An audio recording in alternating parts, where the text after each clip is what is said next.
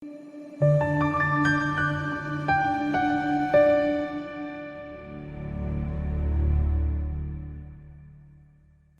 takwil mimpi dari beberapa pihak mengatakan sudah menguji mimpinya. Alhamdulillah itu mimpi dari Allah Subhanahu wa taala, bukan mimpi bunga tidur atau apalagi mimpi dari setan. Dan yang lebih penting lagi, kami sudah tabayun langsung, sudah bertemu langsung. Bahkan bukan hanya bertemu, tapi kami sudah bersama 24 jam. Alhamdulillah, hampir 3 minggu kami ada di rumahnya, meneliti, mencermati, sampai mendalami siapa sosok beliau. Alhamdulillah, dari situlah berkembang menjadi satu keyakinan yang lebih lagi. Beliau orang yang sangat jujur. Dan ternyata inilah basic yang terkait dengan pengakuannya. Bagaimana kalau orang itu tidak jujur? Berarti kan mimpinya juga tidak jujur. Nah, ini alhamdulillah kami menemukan banyak sekali kejujuran dari beliau. Beliau tidak memiliki kepentingan apa-apa dengan menyebarkan mimpi. Bahkan beliau tidak mempengaruhi orang untuk percaya dengan mimpinya. Beliau tidak ingin mengajak orang untuk percaya, hanya menyampaikan saja. Kemudian kami lihat secara kasat mata dan juga batin, juga feeling dan sebagainya. Beliau tidak mungkin ada pihak lain yang sengaja mempermainkan beliau untuk mengacaukan pemikiran-pemikiran umat Islam.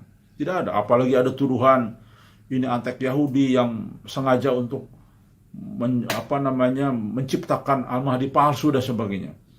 Tidak ada. Kami jamin selama 3 minggu kami tidak ada kecurigaan apa-apa tentang itu semua.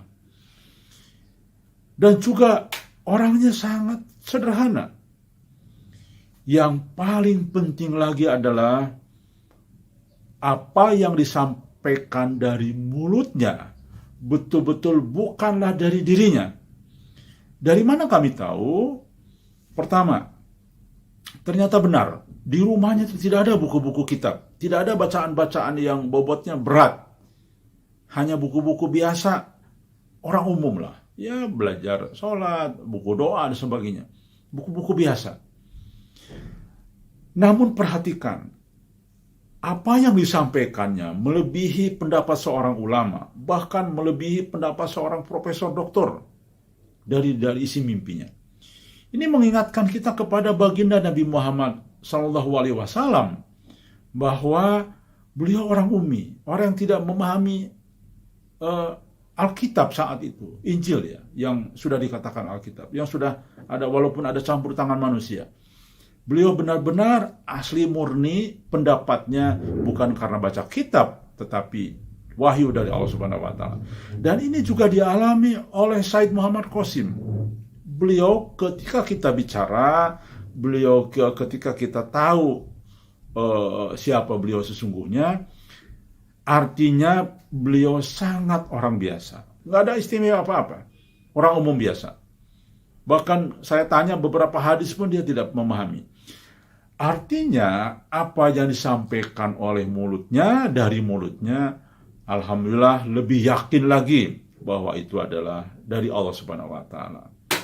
Dia bukan orang yang memiliki pengetahuan geopolitik. Karena saya tes, apakah Anda tahu Presiden Indonesia? Dia bilang, saya tidak tahu. Saya tunjukin fotonya. Ini Presiden Indonesia. Beliau bilang, mirip Obama ya katanya. Lalu kami tanya lagi, orang yang cukup dikenal Indonesia yang barangkali cukup menghebohkan di tahun-tahun kemarin, Habib Rizik misalkan. Saya tanya, kenal nggak dengan Habib Rizik? Tidak tahu, dia bilang. Namanya Anda tidak tahu? Tidak tahu. Terus yang mengejutkan lagi, tokoh yang seharusnya dikenal oleh seluruh orang Pakistan, yaitu Maulana Sa'ad. Saya tanya, tahu nggak Maulana Sa'ad namanya? Dia bilang tidak tahu. Masya Allah. Yang ada hubungan dengan konteks di mimpinya dia tahu. Jadi Perdana Menteri Israel dia tahu, karena ada dalam mimpinya, ya, digambarkan. Jadi artinya dia benar-benar awam geopolitik. Presiden Turki dia tahu Erdogan karena ada dalam mimpinya. Jadi Masya Allah, disitulah Allah jaga kemurnian pemikirannya. Jadi kami semakin yakin lagi. Yang paling lebih yakin lagi adalah fisiknya. Jadi betul-betul persis apa yang ada dalam hadis.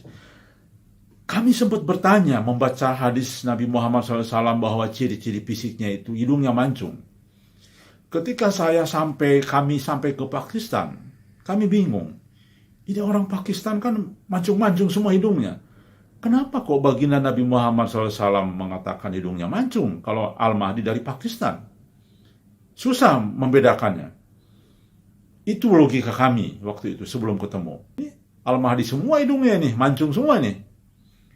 Tapi Masya Allah, itulah satu bukti kebenaran lagi. Rupanya mancungnya Sayyid Muhammad Qasim di atas rata-rata. Sampai beliau mengatakan hidung saya kayak burung gitu.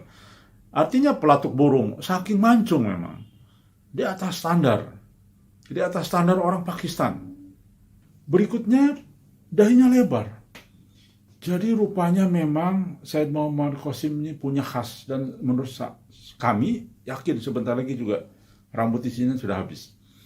Artinya, benar-benar lebar. Ya kalau bahasa sekarang botak gitu kan, ke sini. Kemudian yang berikutnya adalah muncul di Madinah. Ada dua hadis yang mengatakan bahwa Al-Mahdi muncul di Madinah, penduduk Madinah. Mohon ini dicermati bahwa munculnya di Madinah, penduduk Madinah belum tentu lahir. Saya bisa saja sekarang bekerja di Madinah selama 3 tahun. Saya jadi penduduk Madinah, tinggal di Madinah, tapi belum tentu lahir di Madinah. Dan kebetulan, alhamdulillah, memang di dalam salah satu mimpinya Sayyid Muhammad Qasim diperintahkan oleh baginda Nabi Muhammad SAW untuk hijrah ke Madinah, untuk datang ke Madinah. Dan setelah itu ada dalam proses informasinya di dalam mimpinya beliau akan ke Mekah. Dan itulah saya yakin itulah proses baiyah nanti, membaiat beliau. Artinya hadis itu sama sesuai dengan mimpinya Sayyid Muhammad Qasim, akan datang ke Madinah, akan hijrah ke Madinah, lalu bersyukur ke Mekah.